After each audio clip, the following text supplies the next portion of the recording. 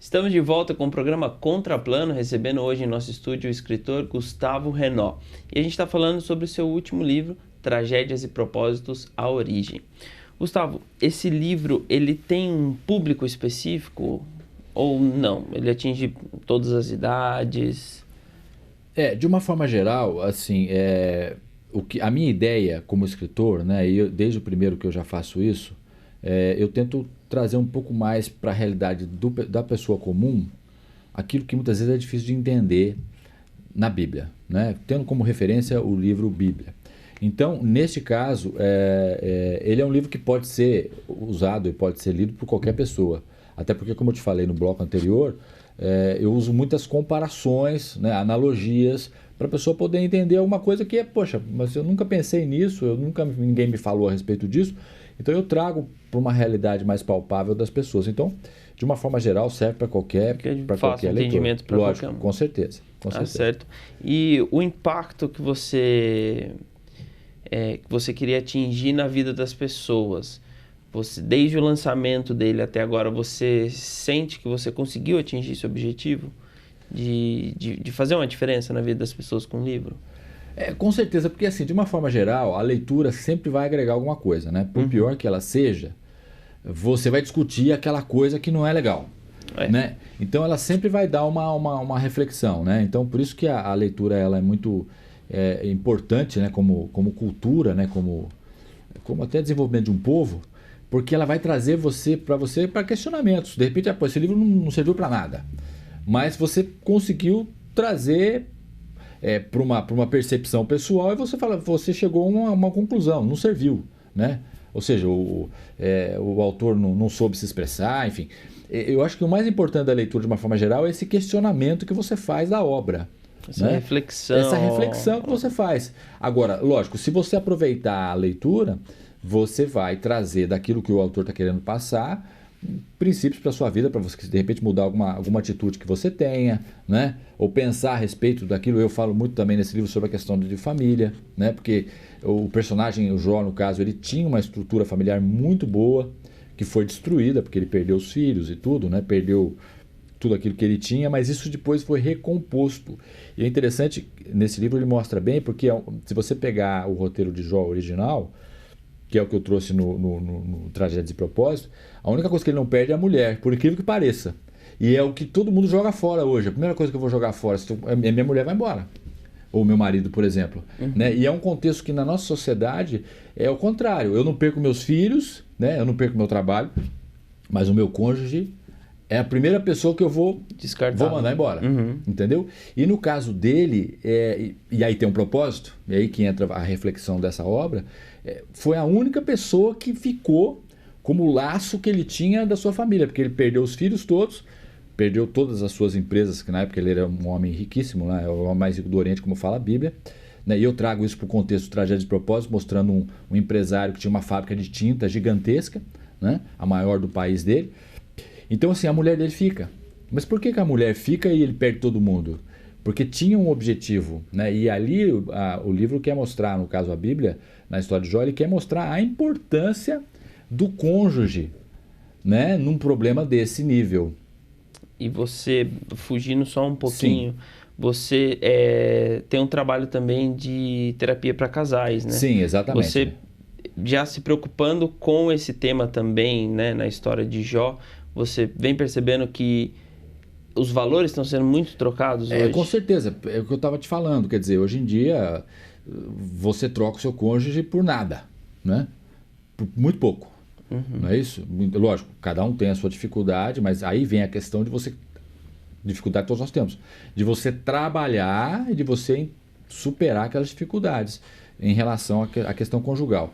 Então, na questão familiar, a gente percebe isso hoje em dia, né? De uma forma geral, o relacionamento matrimonial, quer seja independente de ser casado ou não, de você morar junto com alguém, né? Isso, um relacionamento. Um relacionamento, de uma forma geral, isso está muito banalizado, né? E você mexe com pessoas que têm sentimentos e que muitas vezes se entregam, se doam, né? Uns mais, outros menos, e quando você rompe, isso gera cicatrizes emocionais muito, muito grandes, que às vezes é difícil de você tratar, de você Lógico que tudo é possível a gente conseguir superar. Mas eu percebo isso, né, na nossa sociedade, de uma forma geral, hoje em dia, uma falta total de uma banalização em relação de uma forma geral, os relacionamentos, né? Uhum. O relacionamento entre os seres humanos hoje em dia está muito vulnerável, né, volátil, né? As pessoas, por nada, elas traem as outras, enfim. Então, não existe mais fidelidade, né? É muito difícil, não existe mais, é meio complicado eu dizer, mas está muito fragilizada essa questão da fidelidade nos relacionamentos de uma forma geral, né? Tanto no trabalho quanto na família. Mas isso tudo começa na própria família, né? No próprio seio familiar. Que ali é a base de onde tem o primeiro contato. Exatamente, com tudo, porque né? Se você não tem ali, você não vai ter absolutamente. É mais difícil de você ter no trabalho, enfim, na escola. Então isso tudo está muito frágil hoje em dia, né? E além do relacionamento entre, no caso, o personagem e a esposa, né? O Jó e a esposa, tem outras impressões que você destaca no livro? Uma coisa que eu achei interessante também, que hoje em dia é muito complicado, é você saber lidar com os seus recursos financeiros, saber lidar com dinheiro. E ele é uma pessoa que sabia lidar, né? Ele não só sabia lidar com a sua questão financeira, que ele perdeu tudo, depois restaurou, ele recebeu de volta, mas você saber lidar com a questão financeira é muito importante. E muito além disso, um outro ponto que eu coloco importante também no livro, é que ele sabia lidar também com seus filhos. Tanto é que ele perdeu os filhos dele e, logicamente, isso foi um trauma, mas é um trauma que ele conseguiu superar, né? Porque ele sabia ter uma relação com os seus filhos de independência. Ele não era dependente dos seus filhos, assim como ele não era dependente da sua questão financeira. Ele era uma pessoa riquíssima, né? Mas que independente dele ter ou não dinheiro, a felicidade dele não estava no poder econômico dele. E nem estava na sua relação com seus filhos, né? Então, essa troca de valores, né? Como a gente falou até da questão conjugal, ou de relacionamento de uma forma geral, é que faz o ser humano ficar muito preso às circunstâncias, né? Então eu estou preso ao meu salário, eu estou preso aos meus filhos, né? Ou estou preso ao meu relacionamento sentimental. Isso faz a gente ficar muito dependente de circunstâncias. Sempre dependendo de alguma coisa. Para ser feliz, entendeu? E infelizmente a gente vive num mundo que é instável, né? Um dia você tem, outro dia você não tem, um dia você está com saúde, como você falou, outro dia você não está. Então, são questões que a gente tem que saber avaliar e colocar o nosso esteio, a nossa segurança em algo que nos dê estabilidade. Essa é a proposta, de uma forma geral, dos dois livros e de tudo aquilo que eu escrevi nessas duas obras aí. E por falar nas outras obras, como que você consegue conciliar a sua rotina, né? Porque você é cirurgião dentista, com a escritura e dividir o consultório com a na escrita. Verdade, então, Sérgio, veja só, da outra vez que eu estive aqui, eu até comentei com você um fato interessante.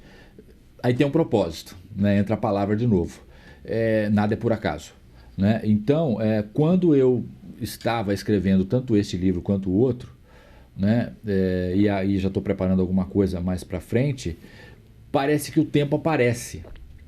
Porque assim, você coloca como objetivo para você fazer e de uma forma geral, eu acabava tendo um tempo maior na minha agenda, de repente um paciente desmarcava, né? Ou não tinha ninguém marcado naquele período. Então, de uma forma geral, quando a gente coloca um objetivo e a gente entende que tem um propósito naquilo que a gente faz, a coisa caminha para aquilo. Eu acabava conseguindo escrever nas minhas horas de folga dentro do consultório mesmo.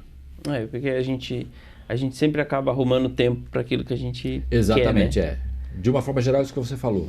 Você arruma tempo, né? É lógico que você tem que gerenciar o seu tempo, né? Isso é uma coisa que eu não trato nesse livro, né? Porque acho que não foi uma coisa que foi marcante na vida dele. Mas o gerenciamento do tempo também é uma coisa fundamental hoje em dia, porque a gente faz muito mais tarefas hoje em dia que as pessoas antigamente faziam, né? Uhum. Até para a questão da tecnologia também, você fica muito mais ligado em pessoas de uma forma virtual do que antigamente. Muito mais atividades. Isso consome o seu tempo, né? Se você não souber gerenciar, você absolutamente fica estressado por um monte de coisas que a gente acaba fazendo.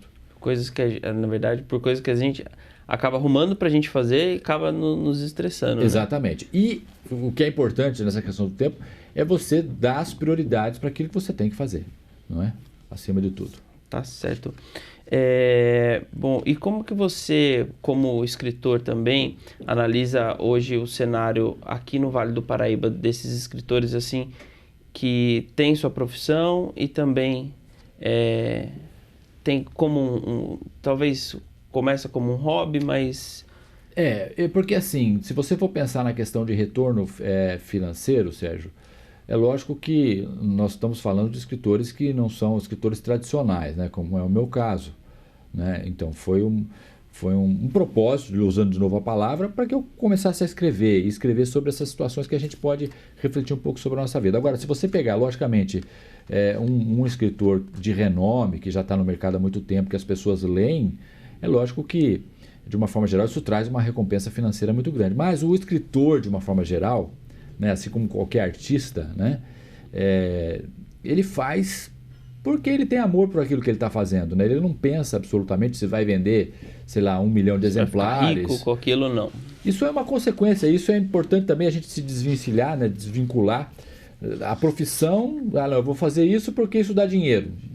É uma situação um pouco complicada. Você pode até pensar dessa forma, mas o objetivo principal não é esse, é você fazer o melhor que você pode com aquilo que você tem na mão para fazer. E o dinheiro ele vai ser uma consequência natural do seu trabalho. Então, na questão também de escrever, eu acho que o princípio é esse, né? Você faz porque você gosta, você faz porque de repente você quer passar uma mensagem, né? Independente se 10 pessoas vão ler, se 100 pessoas, se 1000 pessoas, se 1 milhão de pessoas vão comprar o seu livro, né? É lógico que o mercado editorial ele vai seguir uma linha que vende, né? Que é o papel deles.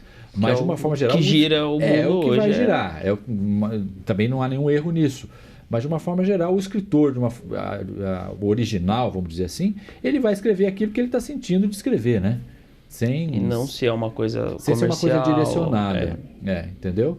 Agora, como é um livro cristão, de uma forma geral, este mais do que o outro, que o outro é um livro que qualquer pessoa pode ler, e esse também, mas esse é um livro direcionado mais para o cristianismo, trazendo alguns princípios do cristianismo para a vida da pessoa, né? Mesmo sendo um livro escrito do Velho Testamento que foi antes de Cristo.